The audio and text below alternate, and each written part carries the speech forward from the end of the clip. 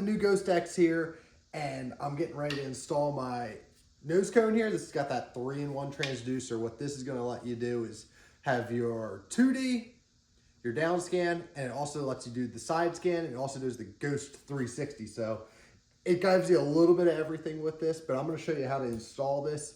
So whether you're putting this on for the first time, or maybe you're taking it off. Maybe you had your old Ghost and you have this, the regular transducer that has the HDI, that's the 2D and down scan. It doesn't do this side scan with it.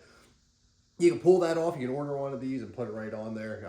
It's pretty simple. So I'm going to show you kind of the steps for doing this. So we're going to bring you in nice and close so that way you can see everything going on and walk you step by step to get you putting this on there. All right, so step one, we're going to be putting some O-rings on. So this is going to be the part that's going to hold the actual unit together. So make sure you put that on there, get that on. If you're replacing these, make sure you check these and make sure that all of them are still in good condition.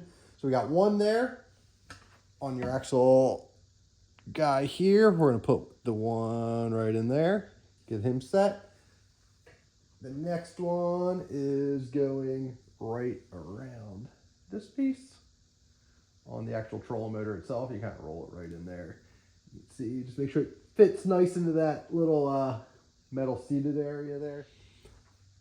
The final one actually goes on here as well. So you're gonna actually put two on this part here, and I'll bring you in, zoom you in close so you can see that. And make sure that they're nice and square. So let's bring it in like that. And you can see how they set right on there.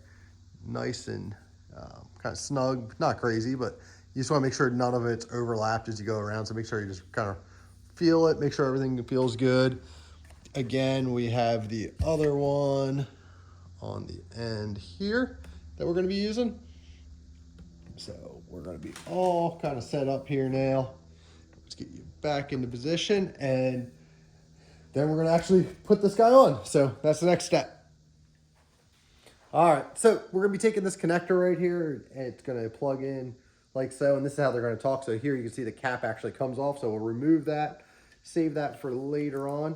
And what you're going to do is line this up. So on here, there's actually a little pin on the top there, like a little key, and you can see it down there on that same spot. So we're going to first just get that all nice and straight. That way it just kind of tucks right in there, no problem. Get it lined up, push it on, and there's a little gap here. You're gonna push it on there, turn it. It goes super easy. It's a quarter turn, and that thing will be on there nice. So let me just bring you in just so you can see that real fast. I think that's worth pointing out.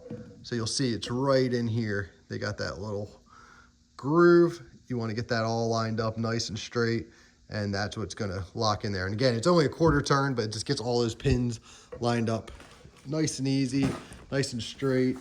And then we're gonna get you ready to set up that nose cone here. That's gonna be the next step. So we're gonna kind of get this all lined up, fed in. Slowly just kind of work it in there. Make sure we're sitting nice and straight. That's the important part. And this groove here, if you can see that, is gonna go around your skeg. And kind of push on there, and it comes together nice and easy. Again, right in here, that's where those two blue O-rings were. So you want to make sure they were all lined up and in place. That way they slide in. It's going to keep you nice and watertight. Put this down to get you up for the next step here, which is going to be taking this guy.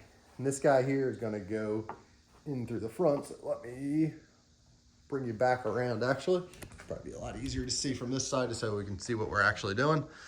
And this is the one that I put that third O-ring. That one's around here, so that's going to kind of seal the water out too. We're going to take this pin.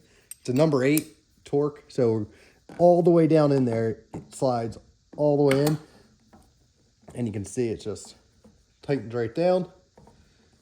So that's what's going to hold all this together. That's going to be the next step here, and you'll just tighten this all the way down. Get that as tight as it'll go. You can feel it starting to push against those O-rings, tighten everything up. That's what making everything watertight. closer.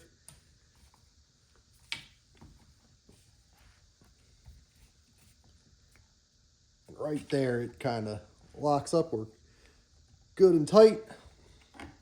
Make sure that O-ring stays seated on there. And then the final step is going to be taking this little cover that goes across the top. So what this does, again, it probably helps keep water out of there, and it kind of just makes it that smooth surface, and it'll make you a little more aerodynamic or hydrodynamic, I guess, in the water. So get this one snugged up, nice and tight like that. And that's how you install your 3-in-1 nose cone. We're gonna take us a quick little peek at it all. I want to show it to you so you can see that it's tight there. We got no gaps in that stretch. And then you can see it's just sitting right on there. Next thing we'll do will be putting our prop on once we get it mounted to the actual trolling motor itself. But if you're replacing or adding a 3-in-1 nose cone for the first time, there's some quick steps to do it. Hope that helps. If you have any questions, put them in the comments below, and have a great day.